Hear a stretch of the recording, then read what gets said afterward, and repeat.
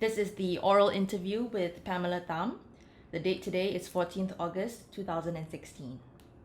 Now, according to my notes, you lived at the International House from 2006 to 2009 while studying a Bachelor of Arts. Is this correct? Yeah, that's right. So during that time, I did spend a year abroad in North America from second half of 2007 to the first half of 2008. But other than that, the whole time I was at Melbourne Uni, I stayed at IH. I see. What made you want to move to Australia and study at the University of Melbourne? Well, I received a scholarship from the Ministry of Education in Singapore to become a teacher, but also to study psychology. So Melbourne Uni psychology program is very well known, has a good reputation. So when I got my acceptance letter to go to Melbourne Uni, I said, yeah, sure, why not? So that's what brought me to Melbourne Uni. So why did you choose to live at International House? So when I knew I was going to Melbourne Uni, I looked through like a whole bunch of accommodation options. I remember that I think there's some like homestay options. There was renting your own apartment. There was something in between, like I think living at College Square, where you had your own apartment, but you also had some common facilities. So I knew myself. It was my first time living abroad by myself, in a brand new environment, taking on a university studies as well. So I thought it would be better for me to be in a more structured environment, for example, where I don't have to think too much about meals, and it was easy to make friends, in a controlled environment, I guess. So I thought for my first year, I would stay in a college, and when I looked through all the different college options, I realized that I was very drawn to International House quite naturally, because I saw that its whole mission was about bringing people together from all over the world. And the whole point in going abroad for me was to do that, to meet people from different cultures, different backgrounds, who speak different languages, and learn about the richness of this world. So I thought it would be a perfect thing to live there and have the chance to meet people. Yeah, so turned out to be such a great experience. I ended up staying there the whole time I was in Melbourne, and which I'm really glad I did. As you confirmed earlier, you studied a Bachelor of Arts and then continued with your honours to become a teacher. What made you want to become a teacher? Okay, so I would like to clarify. Actually, I did my honours year in psychology. And then later on, I returned to Singapore to take on a postgraduate diploma in education. And from there, I became a teacher. Yeah. So the very frank answer is I kind of fell into education. The Ministry of Education offered me a scholarship to go to Australia and to return and then be a teacher, right? And at that point, I was 18 years old, and I was thinking, there's no way I could otherwise have a chance to go abroad to study. So why not just do it? And I think I'm very lucky, because the Ministry of Education, I think, saw in me some potential that to be an educator that I don't think I even saw in myself at that time. And they were right lah, that I was a good match with education. So that's how I ended up becoming a teacher in the end. And when I did return to Singapore and do my diploma in education, I found that the experiences that I had at International House at Melbourne University were quite instrumental in shaping me in who I was as an educator. In short, I felt that my experiences had taught me to be comfortable in many different types of situations, comfortable when encountering people from many different backgrounds, which is what your classroom is, right? All these children, they come from different backgrounds. Their parents have different philosophies about education. They have different access to resources. They themselves have different attitudes towards learning. So your classroom is an incredibly diverse place. But I had great training for that, because IH was a very diverse place, and I learned to be comfortable in the environment and also to bring out the best in individuals in that kind of environment. Yeah. I see. A few years ago, you were awarded an award in the field of education. Can you tell us more about what this award was and what it meant to you? Okay. It's called the Outstanding Youth in Education Award. It was given to me in 2012, and I received it alongside four other teachers. In Singapore, the award is given to people who are considered young educators, which just means that you're below 35. That's a national definition of youth. Um, and how I felt about it was I was very surprised that they would consider me, because I felt like across Singapore there are so many amazing, very passionate but also very capable, competent teachers who have their heart in the right place and are not afraid to try new things in their classroom. Like, I know this because I went, through my postgraduate diploma with some of them. I also worked alongside many amazing young teachers. So for me to have received that award, I was genuinely quite surprised, encouraged, but surprised. That said, I think being at IH and Melbourne University really has shaped me to who I became when I returned. You know, in part because it gave me exposure to people from many different backgrounds and a lot of different like just people with different understandings of the world. And when you're an educator, it's not just the students who you meet that are diverse. It's their parents, it is the colleagues you work with, it is the bosses you meet. So I was very well prepared, I think, for my teaching career by the experiences that I had at IH. Now let's talk a little bit more about your experience living at IH.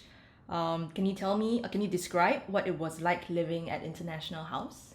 Oh, it was amazing. So I think I'll start at the start. So I think when I first came in, I really didn't know what to expect except for the fact that it would be very international. So on that account, it was very easy. I mean, it was true that it was very international. Like everywhere I looked, it was someone from a different country. And it was scary because I didn't really know how to relate. There was more drinking, I guess, than I'm used to. And I'm not talking about people lying around drunk. I'm talking about just more wine, wine at dinners, or having post afternoon beers in the courtyard. Like, I didn't really know how to react to that. And or other things like some people being a lot louder, some people being a lot quieter. And I learned that I just learned to adapt. Like, I learned that it was actually when you talk to a very quiet person, you would be able to have a really fascinating conversation about where they're from if you took the time to engage them. And somebody who seemed really loud and very, very confident was just a regular person when you sat down to have a chat with them. And I guess I'll go into this a little bit more when I talk about, I guess, IH and what it means to me. But overall, I was able to, I think at first it was a little bit scary, but after a while I learned that it's really not that difficult to sit down with someone and just talk with them. And that was a very valuable lesson to me. Simple, but very valuable. Yeah. That is very meaningful. You were elected student club president in 2009, is that correct? Yeah. What did that mean to you at the time? I was very happy because actually the decision to run was not an easy one. I knew that in the next year I would have to take on my honours year in psychology, and studies-wise it was going to be a huge investment in time. Honours year being what it is, you would have to do independent research on top of the classes that you were doing. And it was going to be a level of difficulty that I had not attempted before. So I did think, would it be too much for me to manage? Like, would I be able to handle both my studies and whatever it took to, be president of the student club? But I chose to run, and this is going to sound extremely politically correct, but it's true. And it's just that I felt that in the previous years, my experience at IH had been so good. And I strongly believe that it's all about the culture that we bring. And if those of us who've experienced what it could be like don't step up and create that culture for the new kids who come in, then that will be lost. So I felt very fortunate to have had the chance to experience the kind of welcoming, diverse, open, funny culture we had at IH, and I wanted to have the chance to share that, to recreate that, to make it better. So I thought if I can step up, then I should. And if the students will have me, then I will try my best. So I stepped up. They said they'll give me a chance. And I worked with an amazing team to do what we felt was best with the student body's encouragement and ideas. So I saw it as a huge team effort. Yeah. On that note, what moment or achievements during your term were you most proud of? Yeah, this is a tough question because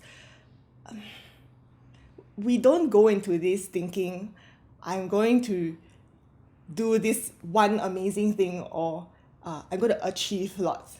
Like, I think all of us who run for student council office think of it as a long stretch of time, and the best we can hope to do is to be responsive to what the student body wants, to react to that, to give information, to bring that information to management.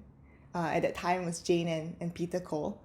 And that's what I saw as our role. So we didn't really, I think when I say we, I'm meaning like the whole student council team, like didn't really see it as a chance to achieve individual moments.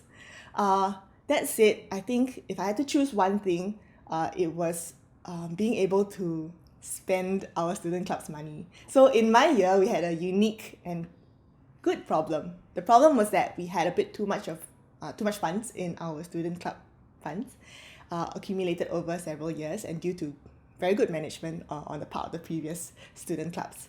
But we needed to spend that money. So we ended up being able to kit out a brand new games room for the students. So we had like a new TV, a Wii console, new sofas. We decorated the games room with decals. And we also bought big mirrors that were used in the JCR, Junior Common Room, for dance practices and other sorts of performances, which we had a lot of, because previously they would rely on the big reflections in the glass doors, or just film themselves and then hope for the best. And so these objects, the games room and the mirrors, like for me, it was like a concrete representation of maybe why we're here. We're here because we're kind of listening to students and saying, here's what we need, here's what we want, and then translating that into reality and things that are actually getting used, and that it was very satisfying to see people using these things, and knowing that this was their student club money being put to good use. So that was very satisfying for me. But on top of that, I think a little bit more abstractly, like the one thing I'm most proud of during the whole period was, I think, the culture that we managed to build. And actually it's nothing to do with me. It's a team, like all of the members of our student club council from all different corners of the world, coming together to listen to people and creating a space where people felt like they could raise a suggestion and they know that they will be heard. Or if they had a problem, they felt comfortable coming to us. Like, that was very, very precious to me. And also having the trust of the head of college and the deputy head. When they had a problem, they also came to us. So I saw that as a signal that we were fulfilling our function, which is to be a bridge between the administration of the college and the students of the college. And for me as a learning point, it was like, okay, this is a little microcosm of, I guess, democracy writ large, right? Like, it's a little example of how things can work when people try hard enough. Yeah, so that's what I was very proud of. I see. Could you describe some of the friendships you made at IH? Yeah, of course. So over the years, I mean, I've graduated for 6 years now, and we've continued to keep in touch with I personally keep in touch with some of my friends. So some of them are still in Singapore, and we meet up every couple of 3 months, I think, 3 or 4 months.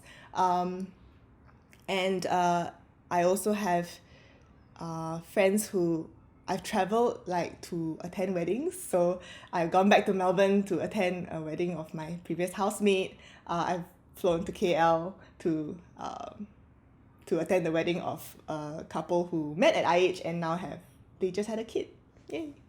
And I guess we've also traveled. Like I've a bunch of friends from my year who we went diving in the Komodo Islands. Like, I think the cool part of like being in a place like IH is that the people who are attracted to IH tend to be people who are quite adventurous in their own way, because they also see the joy in meeting people from all over the world. So they tend to be very outgoing, if not in their personality, in their mindset. So it's always a joy like talking to the people who I meet in IH, even if I've not talked to them for years, because I can always ask them about like what's going on in their country or around them. And I know that they'll engage with me in a way that we both understand. And that's very precious. And I can pretty much go anywhere in the world. I can go to like Kenya or Fiji or Hong Kong or Japan or Malaysia or Thailand or Indonesia or anywhere. I know I have a friend from IH there. And I know that if I called him up or her up and I said, you want to catch up? Like, they would totally say yes. And they know that if they come to Singapore and they call me up, I would host them without a second thought. So it's quite beautiful lah. But I guess I cannot let this question go without mentioning a significant friendship that I brought home with me from IH. So my fiance is actually David, is someone I met in the third year of IH. I was there, I had been there for 3 years, and he was new to IH. And yeah, he recently moved to Singapore because of me. And yeah, we just got engaged. So yay! So I think, again, I think it's a place where people with similar mindsets about the wonderful diversity of the world come together. And it's very fertile ground for relationships to form. So yeah, we are not the only couple that I know of that got its start at RH. Yeah. Let's talk a little bit more about International House. For example, what do you see as the biggest driver with regard to the creation of IH? And do you think IH has maintained these ideals? I was very interested to read about how IH was created. And it was because in the 1950s, there was a drive to bring students from Southeast Asia to Australia to study, right? And the thing is that at that time, because the world wasn't so connected yet, maybe I think the atmosphere wasn't as welcoming, and they wanted to create like a space where international students wouldn't have to worry about that. So they created International House as a place for international students to come and feel like they were welcome and safe, I guess. So I don't think that's changed actually. It's just that I must say that when the whole time I was in Australia and studying in Melbourne, I never once felt unwelcome. Not just in IH, but at university, at lessons, in the walking around the city, everywhere I went. I got the sense from Aussies that they saw their own city also as a diverse and cosmopolitan place, and not as like something that it has to be, but something that they treasure and they're proud of about Melbourne. I think that is so precious, especially having traveled further since, and spent significant amount of times in other places. I realize how special that is lah. And I think so now I think what would drive IH further is not just to create a safe space, because that's, I would say, almost a given, especially in Melbourne, but to create a place where you're creating advocates for this kind of world, where people learn to appreciate a multicultural environment, but then also are so proud of it that they take it home to wherever their home country is. To be able to say that I lived at IH, and to say that there were more than 20 or even 30 countries in the space that I lived in, and I ate with them, I played with them, I organized concerts with them, I had dance practice with them. And you know what? People really aren't that different. To be able to say that, I think is the most valuable thing that IH gives to every member that comes through its doors. Yeah.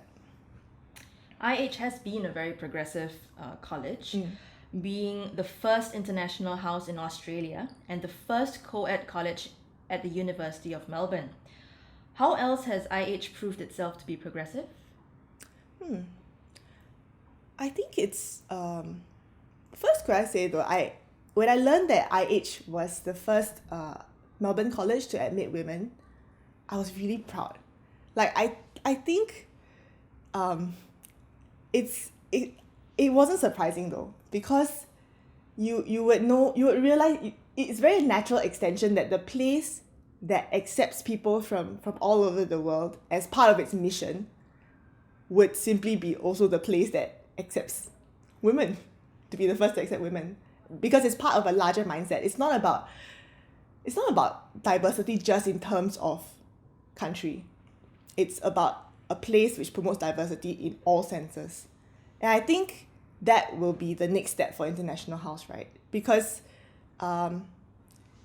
when you accept people from all over the world, you will naturally become the place where there is the most diversity, just by nature of the nationalities of the people that you accept. And with that comes a huge strength, which means that we are not just diverse in nationality, but diverse in so many other ways, in ways that cut across nationality. So what I mean is, what I learned was that when I started interacting more with people from different countries, I started realizing that actually the differences between the people from different countries were not that distinct. In fact, within people from each country, there was so much variety. So it became a question of, for example, as student club president, you have to think about things like, how do I create an environment where people who drink and people who don't drink feel comfortable? How do I create a year of programs where people who are more extroverted and more introverted feel comfortable? How do I create a situation where women and men feel comfortable? Right? How do I create a situation where younger students and older students feel comfortable? And then after a while, I realized it became less and less about nationalities or even cultures, but just about creating an environment where every individual of different characteristics can find a place to be comfortable. And so I think that's kind of like what IH can offer to the world. Like by design, it's accepting people from all over the world, but then when it's translated into reality, what you're really teaching people is not just about accepting people from all over the world. You're just teaching people about accepting people. And I think that's something very, very precious about IH. Yeah. Where do you see IH going in the future, especially considering how fast the world is changing? Do you imagine IH to expand even further? For example, what countries do you expect to be creating international houses? I think I touched a little bit on this in my previous answer, which was that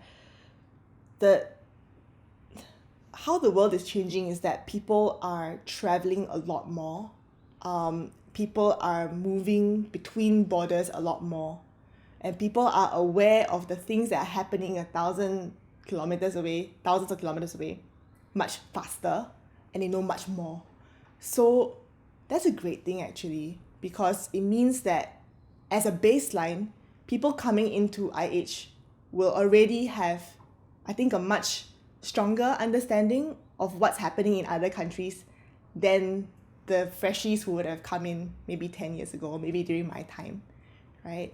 So the baseline has risen. So of the amount of knowledge and maybe hopefully understanding that people have of people from different backgrounds and cultures.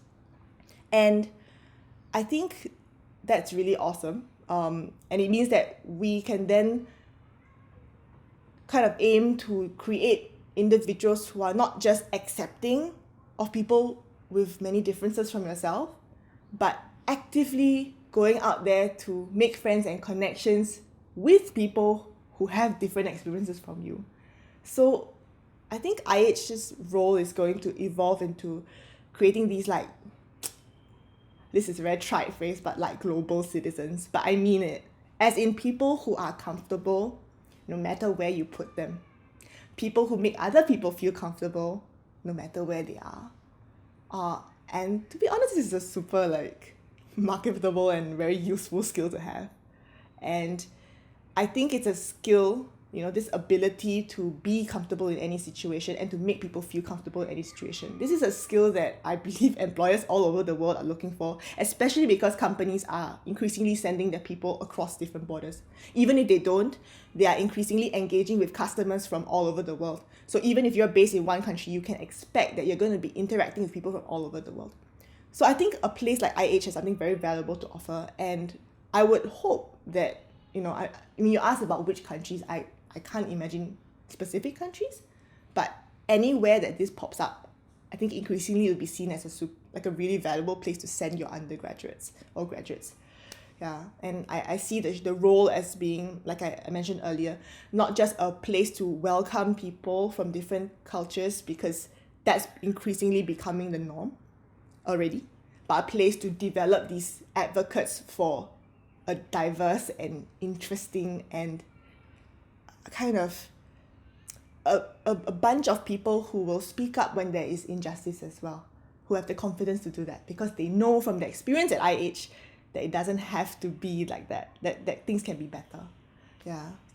So How would you relate that to IH's impact on a changing Australia? It's a little bit hard for me to comment on how Australia is changing because I haven't lived there for the past 6 or 7 years.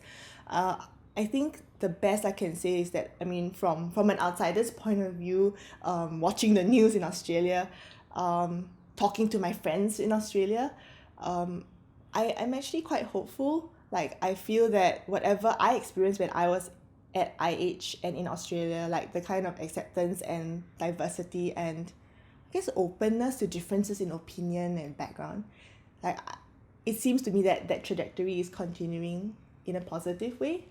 So if anything, then that also means that IH's mission, which is about cultivating individuals who can thrive in this kind of environment and bring this spirit abroad, right? It just means that IH's work gets more and more important, and it will be easier and to hopefully attract more people to live at IH. So yeah, I mean, I think I've touched on it quite a bit in the past, in the previous questions. Yeah.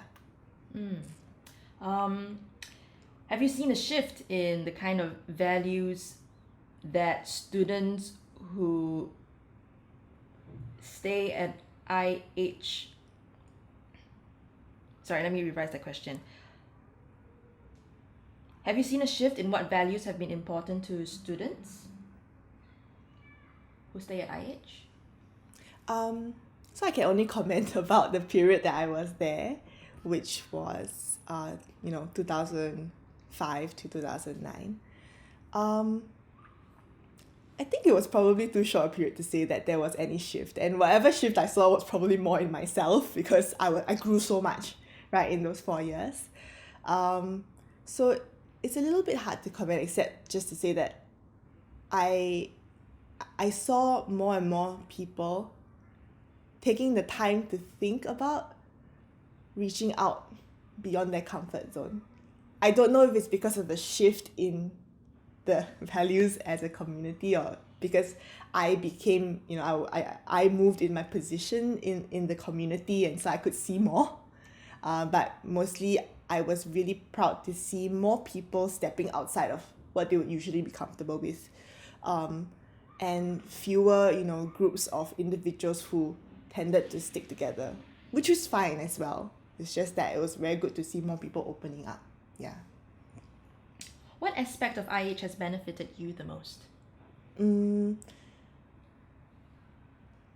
It's the ability to understand that diversity among human beings is amazing.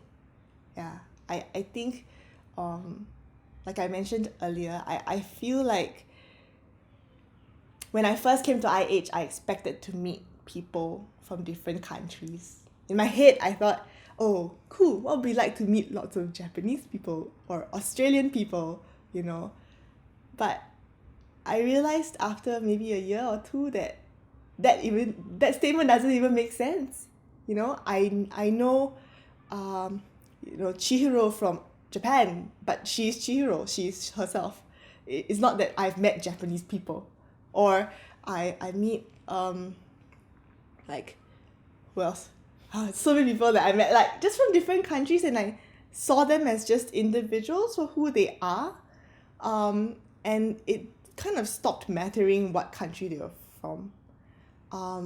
And that also taught me to appreciate individual differences a lot more and to see the strengths in different individuals rather than have any preconceived notions about someone because of the country that they come from.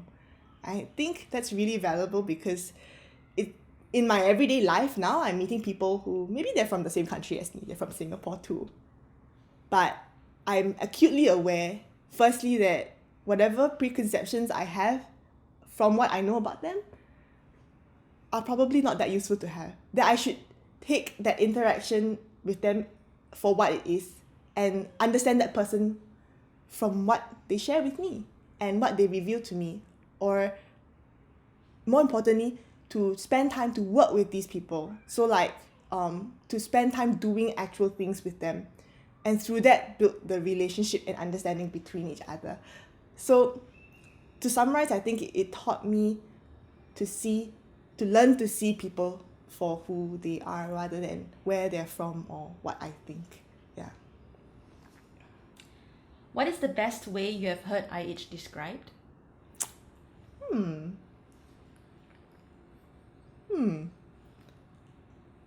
To be honest, I have not heard like IH being described to me very much because I'm probably the one doing the describing all the time. How would you describe IH then?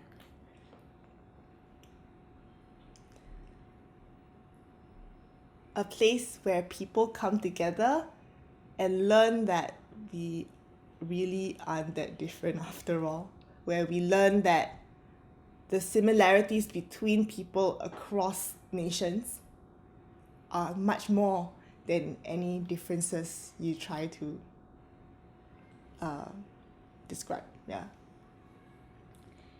To wrap up this interview, how has your experience at IH and your connection with IH shaped who you are today?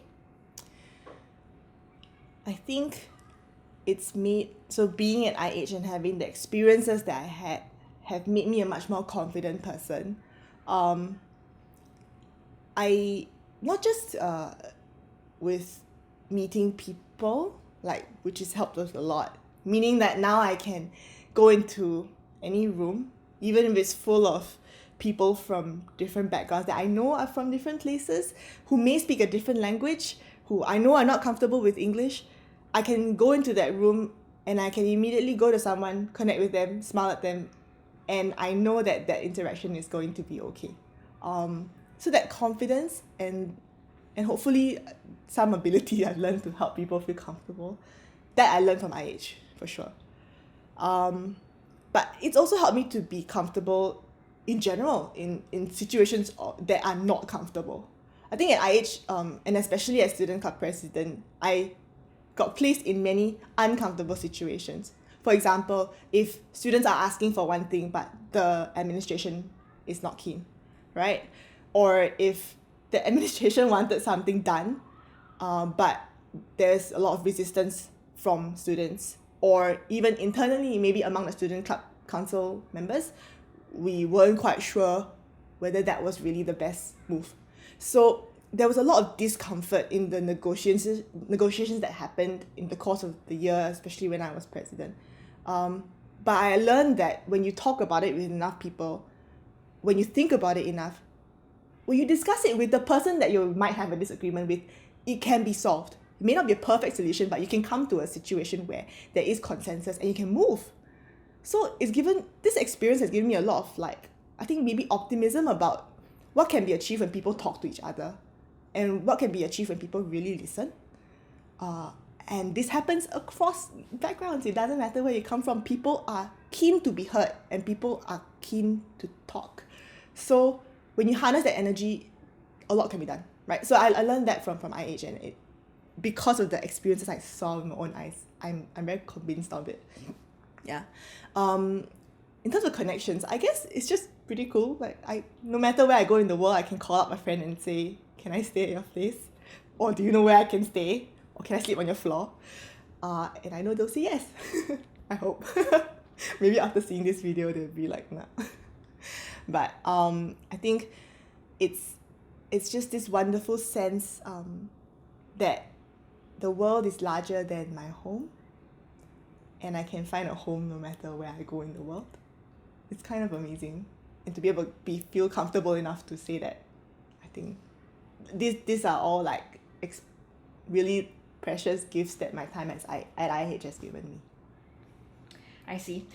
We have come to the end of the oral interview. Thank you so much for your time and for your insightful answers. Do you have any words for IH's 60th anniversary? I hope that IH will continue to do what it does best, to bring people together from all over the world, to learn together, to live together, to laugh together, to cry together, to face disappointment together, to really live life side by side, and then understand that people really aren't that different no matter where you come from in the world. We all want a place to feel safe. We all want strong relationships. We want friends that we can talk to, that you don't have to dress up for, friends that you can hang out on the sofa and in your pajamas in.